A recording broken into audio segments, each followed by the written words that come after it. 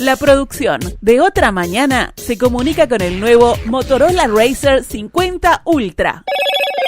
Hello, Moto. Otra Mañana, la campaña en debate. Propuestas, ideas, contraste, controversias, posturas, diferencias, ruido. ¿Qué dejó la última semana de la campaña electoral?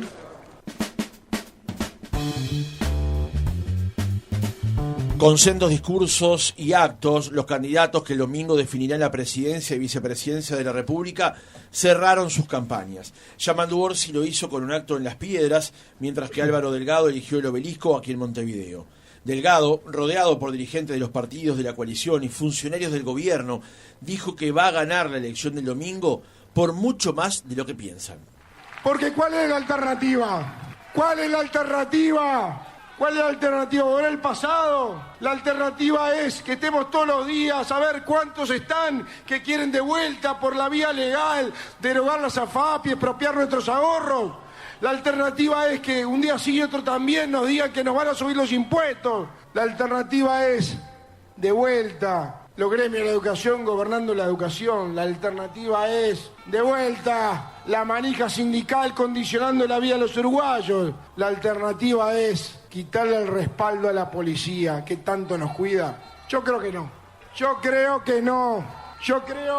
Yo creo que los uruguayos comunes y corrientes, los que son de la coalición, pero sobre todo los que no tienen partido, y muchos que cumplieron con su partido y ahora están pensando en el Uruguay, nos van a elegir.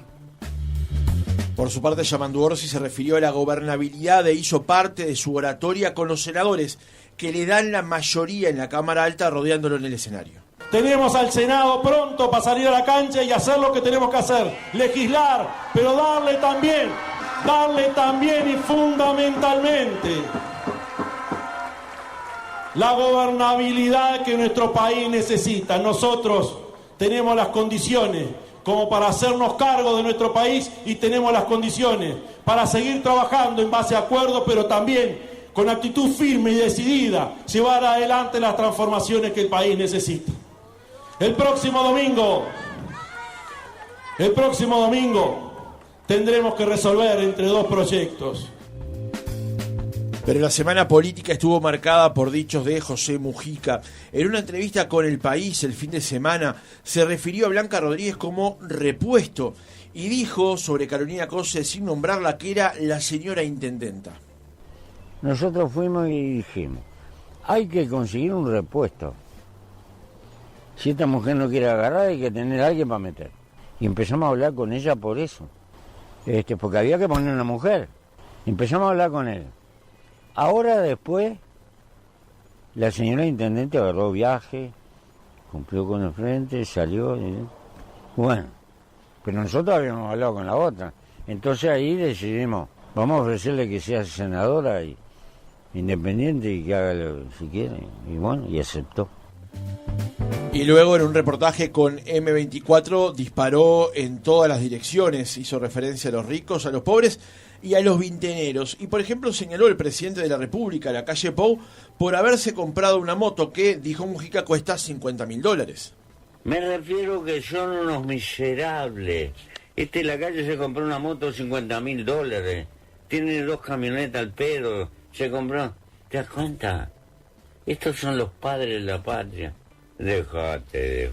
Son los vinteneros ordinarios. Yo creo que la política y el hacer plata hay que separarlo. A los que les guste mucho la plata hay que correrlos de la política. Vamos a conversar entonces sobre estos hechos, sobre lo que ha ocurrido en los actos finales y también sobre la palabra de Mujica, degustando esta mañana, como todos los días, el café del Palacio del Café, que ustedes pueden encontrar en cualquiera de sus 8 sucursales aquí en Montevideo, con su clásica dirección en Uruguay 1188 Casicuareim. Dese el gusto y tome un buen café. El Palacio del Café. Uruguay 1188. ¿Cuánto ha incidido en el final de la campaña, Mujica, Mariana, sobre todo con estos comentarios?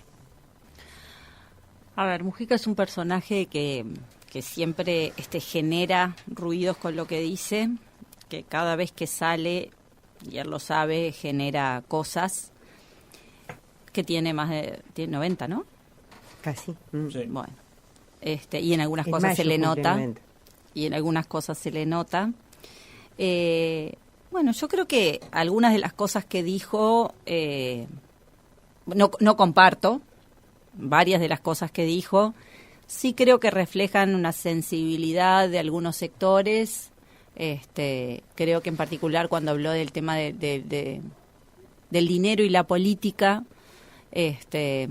está haciéndole guiños a sectores más populares o más enojados con la política. Creo que igual no ayuda a todo ese descreimiento y a toda esa distanciamiento que hay hacia la política, ¿no?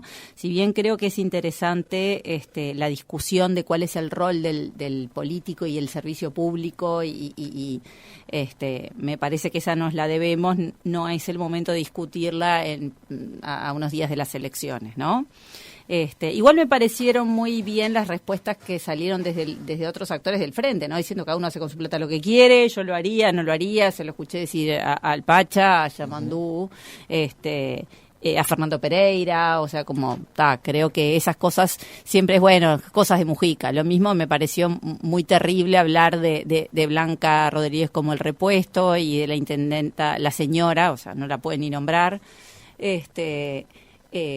Creo que no está bueno, pero por otro lado lo que te dicen entonces, bueno, es Mujica, es un hombre con otra sensibilidad. Ya no es la primera vez que se refiere a las mujeres en un lenguaje políticamente incorrecto, ya lo ha hecho varias veces. Entre que habla mucho, entonces cuanto uno más habla tiene más riesgo de meter la pata, su sensibilidad es de otra edad, y si bien es muy avanzado en algunos temas, en el tema de la mujer no lo es. Aunque él creo que sabe que está mal, pero le salen todos los reflejos políticamente incorrectos. No sé, yo creo que no deberíamos estar discutiendo esto a unos días de las elecciones, pero bueno, pasó. Selva. Yo pienso lo mismo, yo pienso que Mujica no es candidato y que a tan pocos días de las elecciones, para mi gusto, es más interesante analizar las posturas y los discursos que vieron ayer, por ejemplo. Pero no eludiendo la pregunta, quiero decir que no considero que haya sido feliz la expresión de repuesto para nada. Es una persona ya mayor, que ya por sus características siempre fue así Mujica, pero además yo creo que con los años uno incorpora, diríamos, peores, empeora, como se dice vulgarmente, no solamente físicamente, sino que bueno, y lo de la moto, la plata, eso ya lo ha dicho más de una vez y yo coincido en que el que quiere dedicarse a la plata, que no se dedique a la política, lo ha dicho más de una vez y yo creo que es así y que la demostración está en que muchas veces la gente ha visto cómo hay gente que se ha enriquecido. Por algo es que se obliga a todos que declaren su patrimonio antes y después. Lástima que no hay dinero para evaluarlo y para corroborarlo. Eso es lo gracioso, ¿no? Sí, el sistema se fija unas normas que después no las puede, logra no las puede evaluar. No las puede aplicar. Sí. Yo en eso que dijo Mujica comparto 100%, de que si hay interés en el dinero y estás en la política, ineludiblemente vas derecho a la corrupción. Es un camino de un solo sentido, digamos. Porque te da mucho poder. Con respecto a lo que dijo con respecto a las mujeres, es interesante el punto. Mujica ha derrapado en ese tema en más de una oportunidad. Pero él también reconoció días pasados en una declaración que no ha habido sector como el MVP que impulsara a mujeres también. Es verdad, es cierto. hay que reconocerlo. Una de cal y una de arena. Es el discurso versus la acción también que tiene Mujica. Sí. O cuando ha tenido un discurso tal vez más confrontativo con sectores como cuando se habilitó, por ejemplo, el casamiento, el matrimonio homosexual, el matrimonio igualitario. No era una postura que tuviera Mujica, pero se habilitó en su gobierno. Sí. ¿No? Pasan cosas como esa, Graciano. Sí, yo no sé si es la edad la que incide tanto en ese tipo de apreciaciones, en el tono y en el momento. Porque en definitiva, me parece que la trayectoria de Mujica en distintos momentos de su vida todo lo que ha hecho no se le puede atribuir tampoco la edad, porque entonces lo que hacía cuando era joven era porque era joven, y lo que hace cuando tiene unos años es porque tiene unos años, entonces nunca es responsable la buena de nada. excusa. Entonces nunca es responsable de nada, o sea, como, no, bueno, aquel muchacho de la revolución, yo qué sé, el entusiasmo juvenil, ¿qué vas a hacer? Hay que perdonar. Y ahora, y bueno, está viejo, mirá lo que dice. No, las cosas como son. Mujica es un actor político, siempre lo fue, tiene un interés muy marcado por la política que apareció en su juventud. Su madre era militante de una lista herrerista del Partido Nacional. Él, de hecho, acompañó a su madre en la primera campaña electoral en la que pudo participar. Me lo contó el doctor Llanola, en cuya lista la mamá de Mujica, la señora Cordano, trabajaba. Él acompañaba a la mamá de Mujica, acompañaba a su mamá a las actividades proselitistas en la elección del 58, después tomó otro camino. O sea, siempre tuvo un interés muy marcado por la política, como le pasa a muchos uruguayos. En realidad, en Uruguay la vocación, el gusto por la política, casi diría que está en el ADN del país. O sea que, por un lado, vamos a dejar el tema de la edad, vamos a dejar el tema de, bueno, es Mujica, no. Sí, es Mujica. Entonces, en la medida en que es Mujica, y que no es un tema de la edad, y todo lo que dice un hombre que tiene marcado interés por las cosas políticas, y que obviamente por esa misma razón, no en vano llegó a la presidencia de la República, o sea, no es por casualidad, no se sacó la presidencia de la República en la lotería, en una rifa, se ganó la presidencia de la República desafiando incluso al propio establishment del Frente Amplio, que en su momento tenía como candidato preferido, incluso por Vázquez, a Danilo Astori. O sea, no se sacó en una tómbola la presidencia, se la ganó él, se la ganó en la cancha con estas mismas cosas. Entonces, si era válido cuando desafió a lo establecido para ganar la candidatura y luego ganar la presidencia, cabalgando sobre el éxito de Vázquez de la primera presidencia, vamos a decir las cosas como son también, no tanto, o sea, el mérito de él fue llegar a la candidatura. El resultado fue la aprobación de la población a la gestión de Tabaré Vázquez y una cuota de expectativa por lo que podía hacer Mujica después de haber pasado todo lo que pasó. Entonces, siendo un hombre político y siendo un hombre que claramente, más allá de sus excesos, obviamente sabe evaluar los tiempos, sabe evaluar el tono, sabe evaluar todo, por algo llegó donde llegó. Esto me parece que merece una lectura más profunda lo de esta semana. Esta no ha sido una buena semana para Orsi. Me parece que en esto podemos discutir de las encuestas, podemos discutir si es un punto, 2 puntos. Ahora, a mí me gustaría discutir de los candidatos, bueno, de los que van a competir este domingo, porque si no, vamos a perder todos los minutos que estamos perdiendo hablando sobre Mujica. No compite.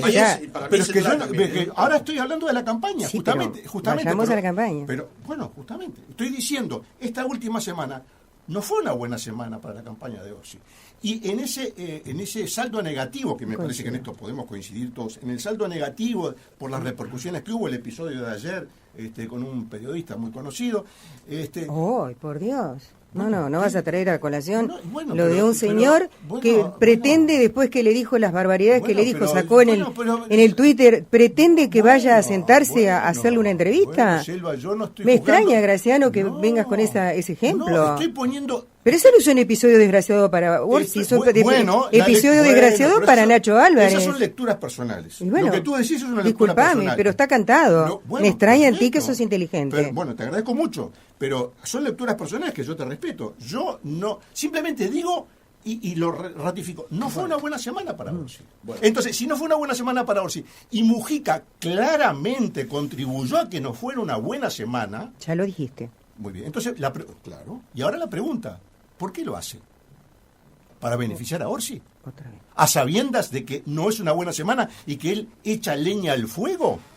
Vamos a arrancar por Mariana entonces. Mariana, ¿quién cerró mejor esta semana previo al balotaje del domingo 24? La calle. Como lo dijiste en el observador, la calle. Maravillosa tu frase. Sí, creo que el mejor cierre es el del presidente. A ver... Comparto que todas estas cosas no son buenas de Mujica, pero no estoy segura que le impacten a Orsi. Me parece que en ese sentido creo que son desaciertos muy grandes de Mujica, pero no sé si le impactan a Orsi. Yo creo que los dos, tanto Orsi como Delgado, arrancaron bien después del 27 y han tenido una mejor campaña ahora de la que habían tenido antes del 27 de octubre. Me parece que estuvieron demasiado escondidos hasta el 27 de octubre y que cuando se soltaron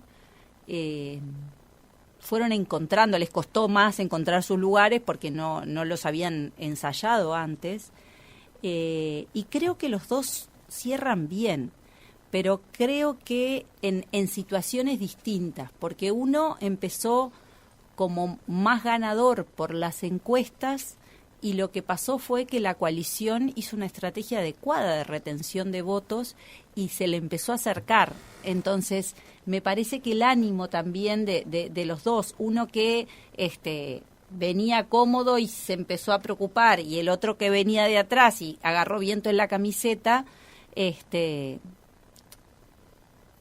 interesante. Los veo terminar así. ¿Selva? Yo me pregunto, ¿no? Es decir, si no me equivoco, de todas maneras, Yamandú siempre aparece como primereando en las encuestas, así sea por 2 puntos, por 1,5 puntos o por 3, no importa. En todas las encuestas aparece primereando. Hoy leía los diarios y los portales, salvo 2, el resto, todos, aparecen con una foto gigante del candidato de Lacalle, que coincido que fue el que hizo la mejor campaña política para su candidato, para su elegido. Y Orsi aparece allá chiquito. Entonces digo, ¿cuánto le pagan a los medios para que hagan una cosa tan dispareja? Porque ni siquiera es igualdad de fotos o igualdad de titulares. No. Aparecen titulares gigantes como si el favorito o el ganador en las encuestas fuera Delgado. Lo otro que me sorprende realmente es que Delgado sigue insistentemente diciendo mentiras, pero mentiras graves, ¿no? Sigue diciendo, a pesar de que le dijeron que no, él dice...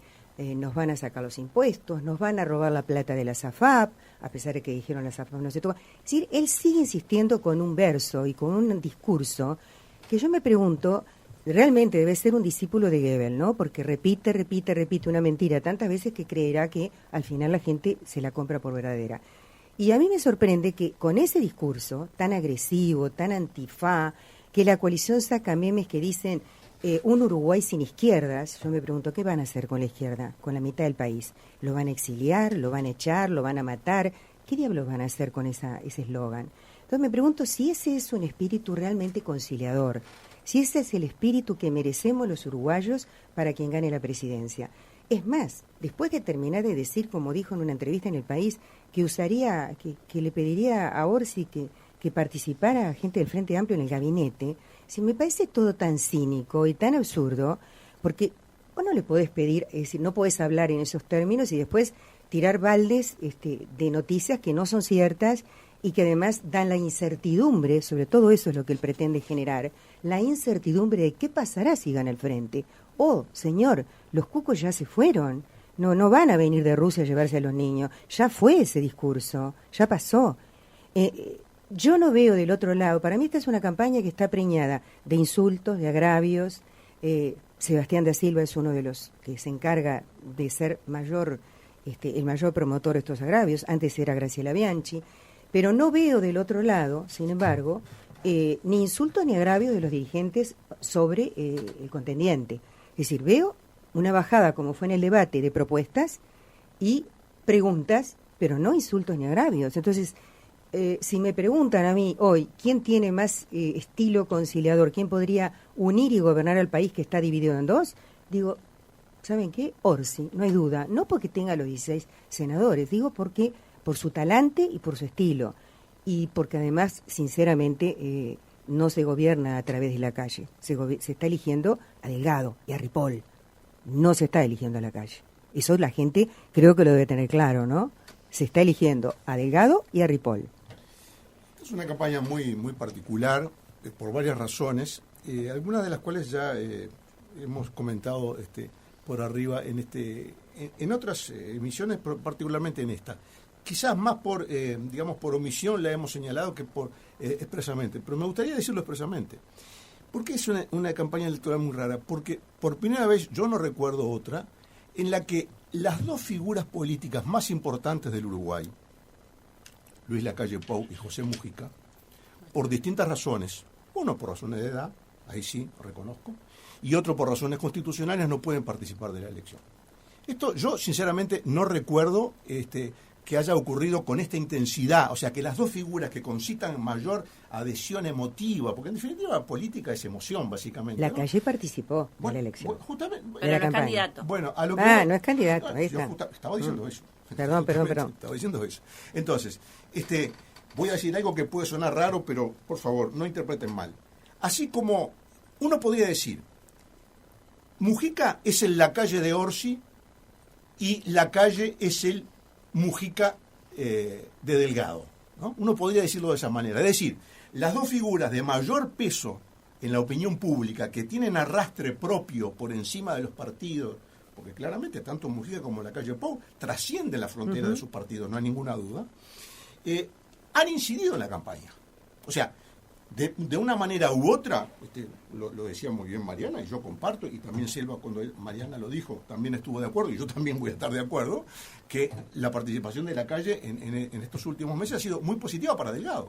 Me parece que no hay ninguna duda de eso. Estamos y de acuerdo. pasando los límites de lo constitucional. Perfecto, bueno, eso es una cosa discutible, un tema discutible. Jurídico. Aparece hasta en menciones radiales, perdón. Bueno, es discutible porque si no ya en el Senado le hubieran hecho un incendio, pero... No se lo hicieron. No se lo hicieron porque evidentemente piensan que no es así. Salvo que si tú fueras senadora, podrías haber llegado al Senado a promover el juicio político a la calle. No, simplemente leo la Constitución. Está bien, Selva. Entonces, así como la calle tuvo una participación positiva para los intereses de su candidato, yo creo, y sinceramente no creo estar equivocado, que la participación de Mujica fue negativa para su candidato. Porque no le aportó. Porque ahondó más en el discurso de la división, ahondó más en esa parte oscura del ser humano, ¿verdad? Que es una mezcla de cosas encontradas, ¿verdad? Que si el otro se compró la moto, si no se la compró, con qué plata, que es una cosa muy... Él aprieta sentimientos humanos que no son positivos, Entonces, su participación en la campaña, que es innegable, yo creo que ha sido negativa. No le aportó a Orsi, al contrario, me parece que le quitó, porque le metió arriba de la campaña de Orsi, que un discurso conciliador, de bueno, en fin, que vamos a buscar acuerdos, que el Senado, que patatín, que patatán, le pone una cuestión contra las mujeres, contra los candidatos, los repuestos, no sé cuánto, y la moto. No es positivo para Orsi. Y yo creo que eso a ver, no estoy, pero me imagino, si yo fuera una mosca y estuviera en una sesión del comando de campaña de Orsi, me parece que no habría en ese comando de campaña ni una opinión que hable bien de la intervención de Mujica. Del mismo modo que del otro lado, sí, está todo el mundo contento por cómo la calle interviene dentro de los márgenes de la Constitución. Selva podrá decir que un poco estirada la Constitución, yo hasta puedo llegar a coincidir con eso, o no sé, no importa. Pero quiero decir que en este último tramo de la campaña, esos elementos, en una campaña muy reñida, de un final incierto, cualquier cosa mueve la aguja. Porque además la mueve en sectores reducidos del electorado. Gente que de repente tenía pensado votar a uno, pero dice, bueno, sí, pero fíjate lo que dijo, fíjate lo otro. Y hay cosas discutibles, esa apertura de Delgado al Frente Amplio. Bueno, hay mucha gente que va a votar la coalición que no le ha gustado eso, porque dice, bueno, ¿para qué vamos a votar a este? Sí, para eso votamos directamente al Frente Amplio, para que gobierne el Frente Amplio. No, ese tipo de cosas. Pero yo quiero pensar que eso tiene un sentido último, que decir, bueno, en un país tan confrontado, yo voy a abrir las puertas al gobierno, y del otro lado sale Cristina Lustemmer y Jorge Díaz a decir, de ninguna manera nos sentaríamos en un gobierno que no sé cuánto, en la torre ejecutiva, todo lo que pasó. Entonces, claro, eso es una provocación, ¿no? Ahora, es como decirle al contrario y que el contrario me diga que no. Si yo tomo lo de Graciano, y creo que es interesante, me lo escuchaba y me puse a pensar. Yo creo, y tomo lo de Selva, las dos cosas. Tal vez, yo creo que cuando yo voy, Mujica fue y vino 5 o 6 veces. Y en el caso mío, 10 veces. Y bueno, entonces 15 me sumo.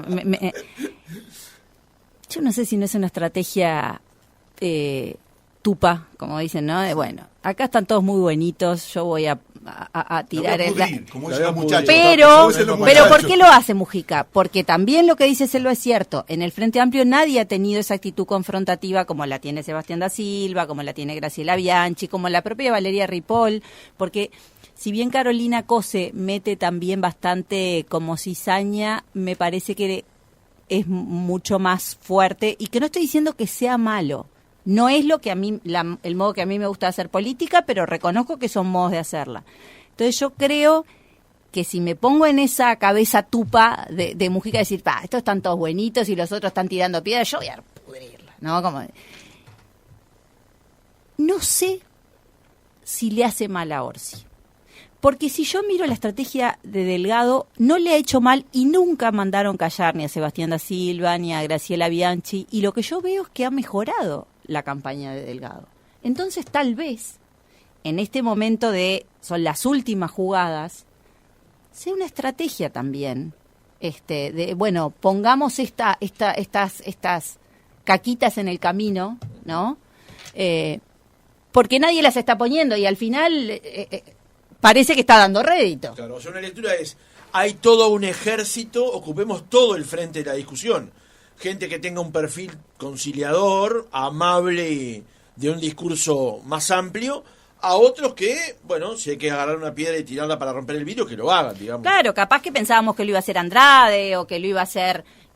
y no han tenido su fuerza, bueno, esas cosas... Porque además Mujica no tiene un riesgo para correr personal, político tampoco. Nada, porque además también es cierto que si bien ese modo de hacer política a mí no me gusta y yo estoy segura que a la mayoría de los uruguayos tampoco, sí hay pequeños grupos que se suben a eso.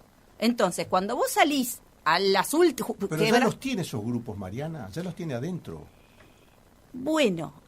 A los de adentro sí, pero también hay grupos por eso yo te decía, decir que los políticos malgastan la plata y se compran, hay un grupito que no está dentro del Frente Amplio ni adentro de... Los de Salle, los de Salle, los de Asamblea Popular, los de... apuntando a ese electorado, al electorado de Salle. Sí, a ese electorado enojado que dice son todos iguales. No son todos iguales, porque yo no me compro la 4x4 como hace y no sé qué. Me compro un tractor de $60,000 para nadie lo ve, un tractor, para los tractores... En Uruguay los productores gastan en tractores. La producción es acá campo, se le perdona. En Uruguay es... Las 4x4 del interior nadie dice nada. No, los compra para trabajar. Eso que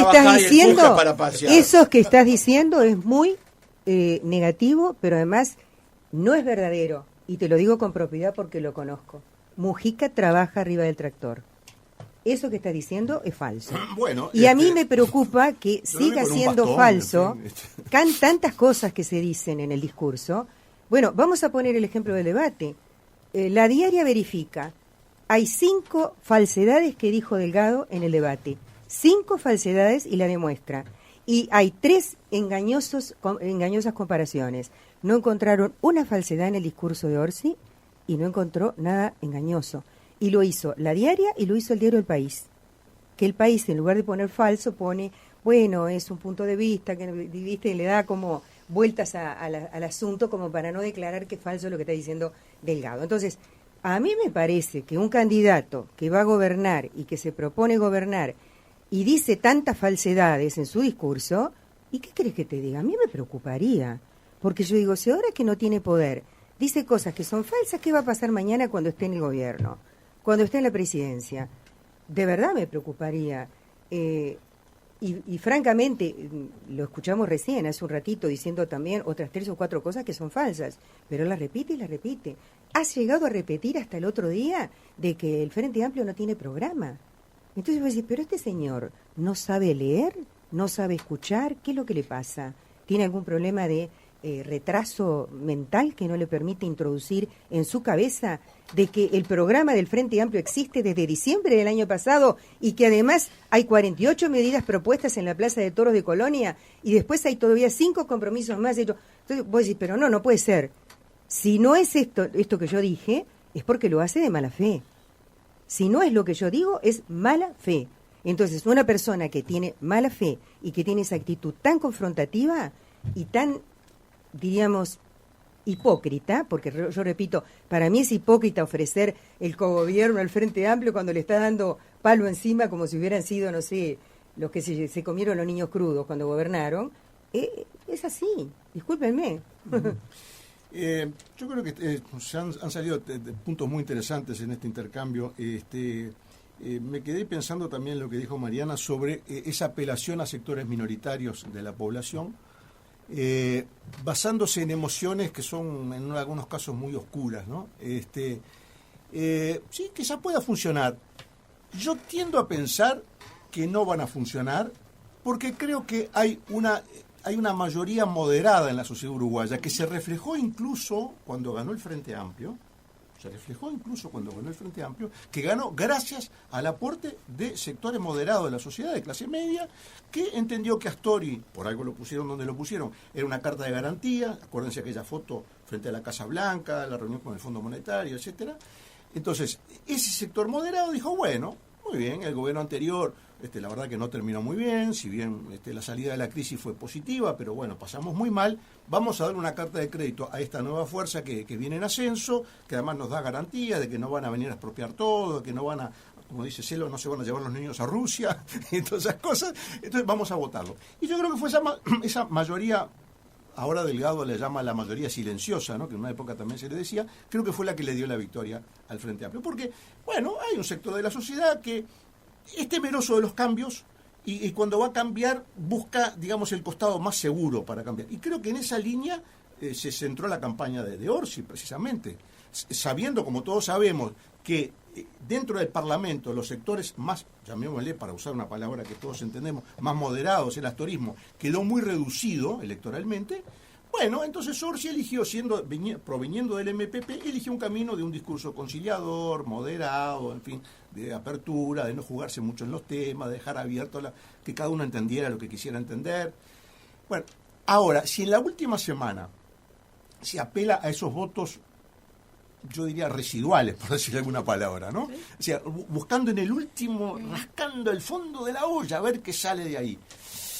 No sé, creo que no va en línea con la experiencia político-electoral del país. Creo que lo que va en línea con la experiencia electoral del país es que los que se imponen son las grandes mayorías. En un sentido o en el otro, no hago cuestión de la parte ideológica o partidaria. Me refiero a que hay temas que se imponen en cada campaña. Por ejemplo, en la campaña de Sanguinetti del 84, el tema que se impuso, mal que bien y pese a que a alguno no le puede gustar, a mí no me gustaba, pero fue el cambio en paz. Entonces Sanguinetti interpretó el estado de ánimo de la sociedad que quería dar vuelta a la página de la dictadura, de todas las cosas horribles que pasaron. La gente, la verdad, que quería dar vuelta a la página. Dice, bueno, esto fue horrible, fue una cosa oscura, como nos pasa en la vida de cada uno de nosotros. Cuando vivimos momentos muy tristes, muy desgraciados, bueno, vamos a dar vuelta a la página porque lo que pasó, pasó. Y Sanguinetti sintonizó, y el cambio en paz sintonizó con eso.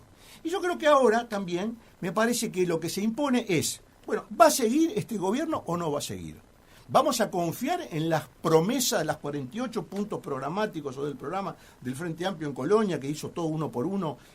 Orsi detalló, y lo que detalló 1, 2, 3, 4, 5 que detalló en el debate. ¿O vamos a darle una nueva carta de crédito a este gobierno que después de todo tampoco lo hizo tan mal? Porque habrá tenido sus cosas malas, como no, yo creo que estamos todos de acuerdo, pero tiene cosas positivas para mostrar. Y el final del discurso de Delgado de ayer, en el Obelisco, que fue un acto interesante, hizo pie en eso. Es decir, sí, pasó hizo una retahíla de cosas que se cambiaron en este gobierno, claro, y de personas que se vieron beneficiadas por esos cambios instrumentados. Entonces, a mí me parece que desde las adopciones, claro, hasta el precio de los combustibles. El precio de los combustibles subió, perdónenme. No, pero dijimos de bromar. El precio de los combustibles subió. Bueno, que ha subido el precio de los combustibles. El énfasis de Delgado era otro, es decir, bueno, ahora están alineados con el precio internacional. O sea, si en el mundo baja, acá baja. Si en el mundo sube, acá sube. No ha pasado. Bueno, no ha pasado. Bien. Bueno, está bien. Entonces, no han aceptado lo de la universidad. Entonces, lo que yo creo que esas mayorías amplias del país se van a pronunciar básicamente por eso. Y creo que esa estrategia, que entiendo y creo que le asiste razón a Mariana, que es buscar el último, a ver qué voto sale de ahí adentro. Vamos a meter la mano, nos ensuciamos la mano con ese excremento que hay ahí adentro, del resentimiento, del rencor, de la cosa social más oscura. Metemos la mano ahí, nos ensuciamos un poco a ver si podemos ganar. Y yo creo que no es el camino. ¿Por qué? Porque la historia electoral del país lo demuestra que no es así. Déjame hacer una pregunta, Mariana. El otro día escuché una definición que me pareció muy interesante con respecto a la segunda vuelta, es que hay muchas bolsitas. Están los partidos tradicionales en la coalición de gobierno y está el Frente Amplio. Hay una cantidad de votos que están orbitando el Frente Amplio que pueden caer hacia adentro o irse. Y lo mismo pasa en la coalición republicana, en particular con votos del Partido Colorado, por ejemplo. Pero están los votos de Unidad Popular, Avanzar Republicano, y ni que hablar el de Gustavo Salle, por ejemplo. Están también aquellos que no fueron a votar, están aquellos que fueron a votar anulado o en blanco, y están aquellos que fueron a votar solamente por las papeletas, particularmente la de la reforma de la seguridad social. Y en todas esas bolsas es donde, dice Graciano, hay que meter la mano e ir por esos votos. Sí, sin duda.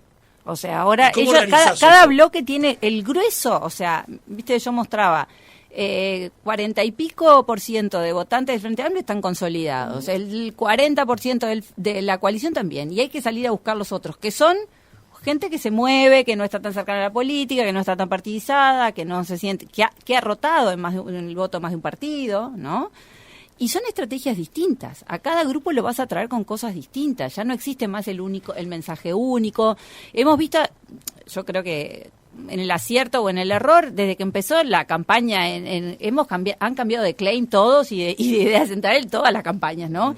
Pero porque en el fondo son muy coyunturales y porque además hay distintos grupos que se ven atraídos por distintas cosas. Es la dificultad que tiene la política de hoy, ¿no? Y de que hay que empezar a escuchar a minorías que no hacen tanto ruido, que en el mundo están creciendo, como las minorías, las sensibilidades más de derecha conservadora, que es interesante, pero la derecha conservadora ha votado al MPP también muchas veces. Lógico, obvio. Entonces, esa derecha conservadora, que es la que busca los populismos o los movimientos más populares, también tienen que tener un discurso hacia ella. Por eso lo que dice Graciano yo lo entiendo, pero mirá que prende, porque prendió Milei, porque prende Trump, porque prende Bolsonaro, y hay cosas así como muy drásticas y maniqueas, ¿no? Blanco-negro, que tienen su cabida. Y cuando vos tenés públicos tan diversos que tenés que salir a buscar, bueno, probás distintas estrategias, ponés a actores a jugar a distintos lados. Está claro, vuelvo al tema del Partido Nacional, tenés actores que están jugando en canchas distintas. O sea, Delgado está en una línea, Sebastián da Silva está en otra, Valeria Ripoll está en otra. No hay muchos otros blancos trabajando en la campaña. Yo ayer lo que vi fue un movimiento de los aparatos de las intendencias del interior importante. Y cosa que yo no había notado, o por lo menos no había tenido esa impresión en la primera vuelta.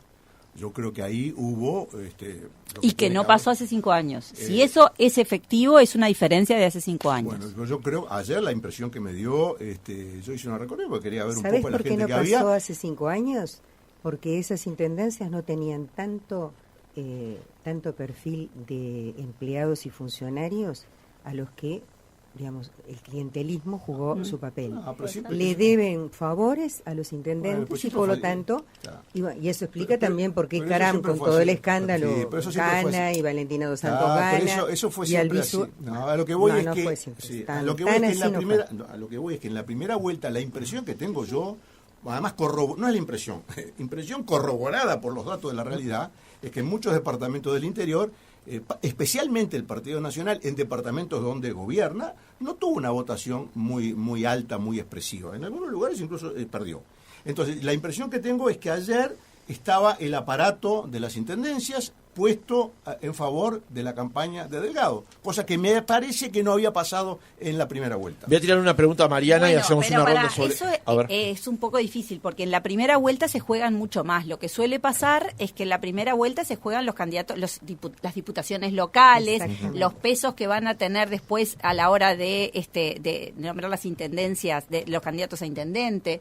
Pues, no estoy diciendo que no pase, pero sería contraintuitivo, porque lo que históricamente pasa es que ponen la fuerza cuando tienen que jugarse cosas ellos, y en la segunda vuelta, que ya no arriesgan nada, la aflojan. Precisamente porque es contraintuitivo es que lo menciono, porque me llamó la atención, justamente. Como va contra lo que uno podría pensar, lo menciono expresamente como un detalle que me llamó la atención. ¿Selva?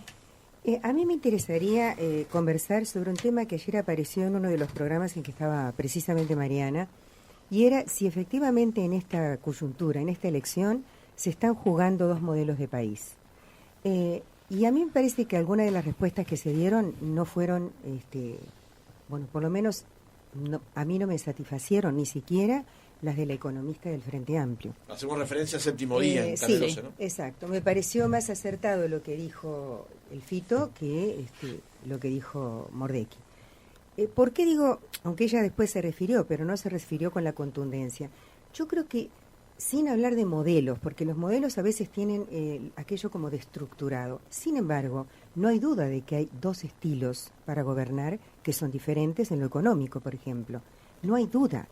El propio Lacalle Pou dijo, no lo inventó nadie, lo dijo él, que él iba a gobernar, iba a ayudar a los Maya Oro, porque ellos eran el motor, los que llevaban el motor hacia adelante, y los ayudó. Porque al cabo de estos 5 años hay un quintil de uruguayos que son mucho más ricos que antes.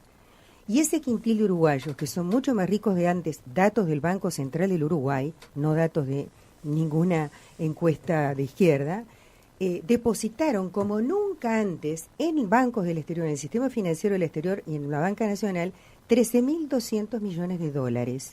Esa plata se hizo con trabajo de los uruguayos, que efectivamente no cobraron lo que tenían que cobrar durante 3 años, tuvieron el sueldo por debajo, ¿no? Muy por debajo. Se calcula, eso es sí es un dato de, creo que el de Cuesta Duarte, son 7.400 millones de dólares que dejaron de percibir los uruguayos de ingresos en este periodo, que no les van a volver más, porque esa plata no se la van a dar. Y sin embargo, hay efectivamente una concepción diferente, porque si vos concebís que el desarrollo de un país es que crezca, independientemente de que enriquezcas una cúpula, y que eso después va a derramar naturalmente, es un estrepitoso fracaso del gobierno, porque esa plata no derramó. Esa plata se puso en instituciones financieras y no derramó para crear más empleos en el Uruguay, porque los empleos que hay, algunos son de vergüenza. Cuando te dicen que crearon empleos, hay gente que gana 13.500 pesos, son los famosos jornales solidarios repetidos, pero eso no es un empleo digno, ni es un empleo justo, ni tampoco es un empleo permanente. Se han ido reiterando las contrataciones por las situaciones en que vive la gente. Y si vos tenés que hay efectivamente datos también del INE, 41.000 uruguayos que ganan menos de 25.000 pesos, y entre esos 545 hay 186.000 que ganan menos de 15.000 pesos. Mire que estamos hablando de uruguayos que trabajan y ganan menos de 15.000 pesos, ganan 13.500, 14.000 o 15.000. Entonces estamos frente a un modelo, llamémosle ahora sí, que fracasó. Yo me pregunto, ¿cómo es que no se dice que efectivamente eso no ocurrió en la época del Frente Amplio? Porque el salario promedio creció un 147% en los 15 años. Y eso es una realidad que está dada en los datos. Lo admite hasta la CEPAL, que considera efectivamente ahora, salió un dato de la CEPAL, que critica al Uruguay por la distribución. El índice Gini ya no se mueve. Me va a permitir en este caso opinar. Creo que justamente en la política macroeconómica, y acá incluso Mariana me puede acompañar o corregir, porque ella estuvo en el evento que se realizó en el LATU con los candidatos a ministros de Economía o referentes económicos. Creo que en materia de política macroeconómica es donde hay menos diferencias en esos modelos, énfasis o propuestas de país. Tal vez en otras cosas creo que sí, pero que en política macroeconómica estoy hablando, macroeconómica, y enfatizo ahí, es donde entre Labat y Odone, Orsi o Delgado hay menos diferencias. Y antes de ayer estuvo Gustavo Licandro aquí en la entrevista central y dijo que no ha habido grandes diferencias en esa política justamente en los últimos años, desde la gestión anterior hasta en esta. Mariana. A ver, yo creo que sí hay dos visiones Hay dos maneras de ver la realidad. Son dos, no sé si son dos modelos o dos países o dos... uno las miran desde un lugar y otros las miran desde otro. Creo que hay diferencias en las prioridades y en las formas en que se piensan abordar esas prioridades en las dos propuestas. Eso de modelos macroeconómicos me sobrepasa porque no soy economista, pero sí creo que cuando uno escuchaba a Labat y a Odone, había grandes diferencias y grandes puntos de encuentro. Exactamente. Yo creo que la visión que desde... Bueno, ayer lo planteaban los economistas, ¿no? Desde el Frente Amplio hay una visión más de empezar por abajo, ¿no? Y desde la coalición es el derrame, que vaya por arriba. Lo que el Frente Amplio le cuestiona es, bueno, el derrame no se dio tanto, ¿no? Se quedó en las primeras capas, entonces por eso hay que empezar desde abajo. Y yo creo que genuinamente los dos creo que las dos visiones quieren lo mejor para el país y creen que su estrategia es la mejor para el país, ¿no? El tema es que hay que evaluar los éxitos y fracasos de cada una de las dos estrategias y cada uno verá y pondrá los énfasis en un lado o en otro. A ver, creo que los dos quieren parecer iguales porque creen que los indecisos no distinguen entre uno y otro, y creo que eso es un error. No está bueno parecer igual. Otra cosa es decir que Uruguay gane quien gane, no va a haber cambios abruptos. Eso es cierto. No va a haber cambios abruptos ni grandes. Eso? Sí. Porque ya gobernó 15 años el Frente y no fueron cambios abruptos. Y ganó la coalición y no fueron cambios abruptos. Entonces creo que gane quien gane, no va a haber cambios abruptos. Pero que sí gane quien gane, van a mirar la realidad y van a atacar los problemas desde lugares distintos, sí. Graciano, ¿por qué introducís la pregunta? Porque yo creo que en algunos temas, sobre todo los de carácter institucional, creo que tenemos la experiencia de 3 años, de 3 periodos consecutivos del Frente Amplio con mayoría absoluta, y eso de por sí no ha sido una cosa buena para el país. Yo creo que no colaboró al equilibrio institucional, no colaboró positivamente, por lo menos en la marcha, digamos, de una política concertada, de diálogo, de cooperación. Pero la coalición también tuvo mayoría absoluta. Y no colabora tampoco. No se eligió fiscal de corte, no se eligió tribunal de apelaciones, no se cambió la corte electoral. Nada colaboró. Disculpame, mano de yeso, como dice Delgado. Mano de yeso la coalición. La coalición tuvo otros problemas que justamente ahora se asumieron que es un problema, que es no haber tenido un paraguas electoral común. Pero tenía mayoría en el Parlamento. Tenía mayoría en el Parlamento, pero cada tema tenía que ser negociado internamente en la coalición. Lo que asume la coalición no es el paraguas electoral común. Lo que asume es no haber tenido una mesa de coordinación. Bueno, pero sí, esa mesa de coordinación... Pero esa mesa de coordinación... Que fue una expresión de la forma de conducción del presidente de la República. Absolutamente. Pero fue exitosa. Pero te pregunto, ¿cuántos consejos de ministro hubo durante el gobierno de la calle? Contame cuántos consejos de ministros hubo. Yo hablé de yo hablé de 3 periodos consecutivos de un partido que actuaba disciplinadamente, con casos donde sí hubo alguna disidencia, el caso, por ejemplo, de Darío Pérez, el diputado por Maldonado, que tomó un camino propio, después de haber vivido, supongo yo, situaciones internas muy complejas, pero en general, esos 3 periodos consecutivos de mayoría absoluta y de las manos de yeso, como se dicen, yo creo que no fue positivo para el equilibrio institucional, pero es una opinión personal, entiendo que puede ser debatible y no creo que sea el punto central.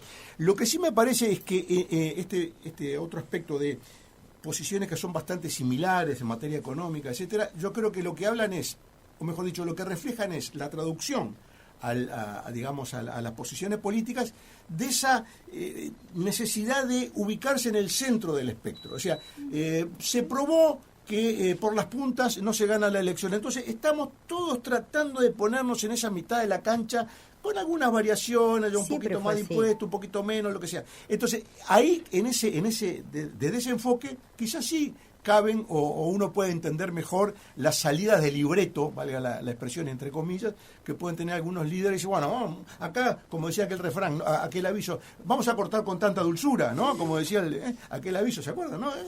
Pues estaba el ruso Pérez, ¿no? Que venía y te daba una patada. Paso así, de los toros, vamos a hacerlo. Y venía el ruso Pérez y te daba una patada que te partía al medio. Bueno, entonces Mujica es y Da Silva también. De hecho, hubo una versión con un candidato a la presidencia. Bueno, son el cortar con tanta dulzura. Entonces yo creo que ahí puede ser. Ahora, eso es ahí, esa es la cuerda, ese es el voto decisivo, ese es el electorado final que va a decidir la elección. Bueno, lo veremos el domingo. Un último apunte. En las elecciones que hemos tenido en segunda vuelta, quien gana en primera vuelta, gana en segunda. También es cierto que todas las encuestas, incluso alguna conocida en las últimas horas de Usina, de Percepción Ciudadana, dan un leve favoritismo hacia Yamandu Orsi. Te voy a trasladar las preguntas que te hicieron hoy o ayer Tomer y Diego Cayota en El Observador. ¿Hay favorito para el domingo? No. Ninguno corre con ventaja. Estoy repitiendo las preguntas. Pésimo periodismo. Pero... ¿Y qué dije? No. Lacónicamente no. Exacto. ¿Ninguno de los dos corre con ventaja? No. Ok. Ni siquiera la consistencia de que todas las encuestas le vienen dando ventaja a Orsi sobre Delgado. Y vuelvo a explicar lo que dije hoy. Creo que la tendencia, o sea, uno podría decir el que viene arriba va con ventaja, pero también a veces el que viene con viento en la camiseta trae la ventaja del viento. Entonces, creo que la fuerza se compensa. ¿Va a hacer la pregunta? ¿Sí? Él piensa que lo voy a dejar afuera. No. Estaba terminando con el especialista. Porque está bien, porque era la pregunta que yo pensaba que se iba a hacer. Era la pregunta, y yo estuve toda esta semana pensando qué voy a contestar a esa pregunta. Así que no me agarrás desprevenido. No, perfecto. ¿Hay favorito para el balotaje el domingo, Graciano? El gobierno. El gobierno es el favorito. Pero no se vota en gobierno. Bueno, se vota Álvaro Delgado y Ripoll. Él me preguntó a mí y yo estoy contestando lo que me preguntó Francisco. Por eso te dije que estuve una semana pensando en la respuesta. Entonces, la respuesta mía no es improvisada. No, está perfecto. No es improvisada. Muy bien pensada. Julio, muchas gracias. Viste que a veces le emboco también, a veces. Bueno, tú le embocas muchas veces. Decía Giulio Andreotti, aquel político italiano, decía, el poder desgasta, puntos suspensivos, al que no lo tiene. Y yo siempre me acuerdo de esa frase, porque me parece que es de aplicación en este y en cualquier otro momento. Es decir, el que tiene la manija, el que tiene la sartén por el mango, llega con ventaja. Sobre todo en un final muy reñido. No te digo cuando el final es, por ejemplo, la elección del 2004, que aquella ventaja era indemontable, y Tabaré Vázquez ganó en primera, el país se caía a pedazos, habíamos salido de la crisis del 2002, fue un espanto aquello, corrida bancaria, ¿cómo se llama? La enfermedad aquella de las vacas. La aftosa, todo eso. Bueno. Ya había habido una especie de previa con respecto al referéndum de ANCAP, que había sido una masacre. Un tiempo antes y después. Una masacre. Entonces quiere decir que el poder desgasta al que no lo tiene, salvo excepciones. Esta de hoy me parece que no es una excepción. Por supuesto, yo también me puedo equivocar, ¿no? Acá no estamos haciendo un horóscopo electoral. Pero en materia de, si la pregunta es esa, favorito no quiere decir que vaya a ganar. Quiere decir, es el favorito. Yo creo que el favorito es el gobierno por todas las razones que hemos dicho en esta semana y que se han dicho en las últimas horas. Si va a ganar el gobierno o no, no lo sé. Sinceramente no lo sé. Creo que sí, y para mí sería una sorpresa que perdiera. Es decir, para mí la sorpresa de esta elección sería que perdiera el gobierno. Selva, ¿hay favorito domingo? Bueno, yo sí creo que hay favorito. Obviamente voy a decir que es Orsi. Creo además, y no contesté hoy porque no quería interrumpirte, que en la política macroeconómica este gobierno también fracasó. Tenemos 10 puntos más de deuda pública, y tenemos más déficit fiscal que cuando terminó el gobierno. 2 promesas incumplidas desde el punto de vista macro de la economía uruguaya. Además de todo lo que comenté antes, que son datos irrefutables, ¿no? Porque están cualquiera los puede buscar. El del déficit y los puede leer. Podemos debatir, pero en el de la deuda no hay debate. Ahora, ¿por qué pienso que es favorito Orsi? Porque hay un tema que acá no se ha tocado, y es el problema de la honestidad y la transparencia de un gobierno. Nunca, como antes, estuvo tan cerca el narcotráfico de la política como en este gobierno. Nunca. El hecho de que esto pase es un riesgo para la política uruguaya. Venga quien venga, no me importa el partido. Pero en este caso, no solamente tenemos el caso de el famoso pasaporte entregado a Marcet, inexplicablemente entregado, con vicios además de mentiras al Parlamento, de triquiñuelas, de reuniones reuniones privadas para ver cómo inventaban y armaban el speech, cosa que ya demuestra en sí que hubo maniobras de dolo y te diría de falta de transparencia hacia la ciudadanía, sino porque además tampoco, empiezo a pensar en el pescado, como si Dubái viviera del pescado, que le mandaron por valija diplomática más de media tonelada, le mandan al presidente de regalo, y sigo con otras cosas, ¿no? Sigo con problemas vinculados al lavado de activos, que qué casualidad, el lavado de activos no existió en estos 5 años. En estos 5 años no ha habido lavado de activos, sin embargo, tenés los containers de 4 toneladas y 5 toneladas que pasan y que de alguna manera entraron al país, y el país se convirtió en acopiador de narcóticos, y al mismo tiempo en plaza que manda barcos, contenedores a Europa. Entonces me parece que eso es un tema grave, que si la gente lo piensa bien, va a entender por qué las políticas de seguridad también fracasan.